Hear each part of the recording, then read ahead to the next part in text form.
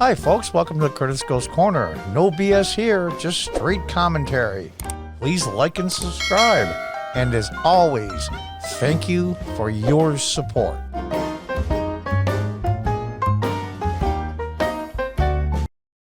Hi folks, welcome back to Curtis Goes Corner. To the Daily Wire.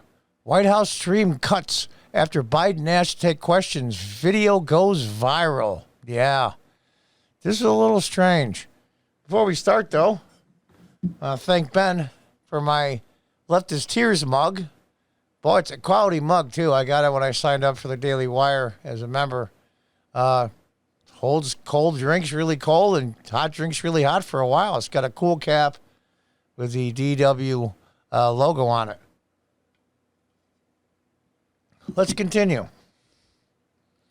The White House live feed was cut off Wednesday after President Joe Biden asked to take questions during a discussion with House Democrats. The video clip seen below has gone viral, racking up over 1.6 million views by Thursday morning. During the session from the White House briefing room on Wednesday, Biden had urged fellow Democrats to make the case for the COVID relief package to their constituents. At the end of the speech, Biden said, "I'm happy to take questions. That's what I'm supposed to do, Nance," referring to House Speaker Nancy Pelosi, who had introduced him at the start of the address. "Whatever you want me to do," he added, looking ready to field questions. Then the feed abruptly ended, and a graphic of the White House appeared on the screen. The video likely went viral because of his perceived lack of transparency from Biden, who still not hosted a solo presser with the media for more than 40 days into his presidency. That's that's shocking. It really is. That's shocking.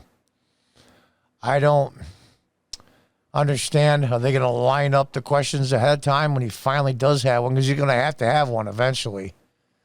Even liberal media critic Brian Stelter, well, there's a bastion of journalistic integrity, of CNN, has highlighted Biden's lack of press conferences and encouraged reporters to continue their push for increased access to the president. There are many ways to measure American president accessibility. One is counting the press conferences. Right now, by that count, President Biden looks invisible, he wrote in his newsletter. In my view, reporters are right to be pushing for more Q&A access, and they shouldn't let up the pressure, said Stelter. Biden should use the press conference setting to tell the public what he's doing. It's concerning. It really is. And I'll show you the video. And get down with the part where it is. Just a few seconds long, so it won't be too bad. Stelter also highlighted criticism of Biden from CNN White House reporter Kevin Lipnick. As we weigh word on when President Biden will hold his first solo press conference, an analysis of the past 100 years shows he is behind 15 most recent predecessors who had held a solo press conference within 33 days of taking office. While he has taken questions from reporters on a few occasions, including during sprays and more formal Q&A sessions following an event in January, he has now held a formal press conference, to the White House reporter. That includes both a solo press conference or 2+2 press news conference during his virtual bilateral meeting with the leaders of Canada and Mexico. White House Press Secretary Jen Psaki responded to an inquiry about the lack of access from Stelter. And even without reading this, you can know what her answer is going to be. We look forward to holding a formal press conference, but in the meantime, the president takes questions from the reporters covering the White House regularly, including this morning, she said. And this focus, day in and day out, is getting the pandemic under control and putting people back to work. That's what people elected him to do. By doing what? Going after governors like Abbott and DeSantis and the governor of South Dakota for lifting restrictions and opening up businesses. I mean, that kind of putting people back to work. As noted by the Daily Wire last month, President Donald Trump during his tenure did not shy away from hitting back at the media. The adversarial relationship was often comically translated by the media as routine chilling attacks on free speech. That's amazing. Now, he might have talked too much. All right, I'm a big Trump fan. I'm not going to deny it. I'd vote for him tomorrow, given the opportunity. But at least he was accessible. And I'll tell you, you didn't have to even figure out what the hell he meant on any particular subject because he was very vocal. Trump, however, routinely made himself accessible to journalists. In fact, an opinion piece for the Washington Post, of all people, appropriately titled President Trump is Extremely Accessible, highlighted Trump's accessibility to the press. And a list here, if you want to stop the video, some comparisons to other presidents and press conferences. It's funny. Oliver Knox, president of the White House Correspondents Association, says it doesn't replace use as a regular or daily briefing, but can serve to clear out what I call underbrush of news, such as scheduling and logistical stuff. Now, here's the video. Hopefully it'll play smoothly. Let's check it out. Sometimes these things don't play that well. Thank you. And I'm happy to take questions if that's what I'm supposed to do, Nance, whatever you want me to do.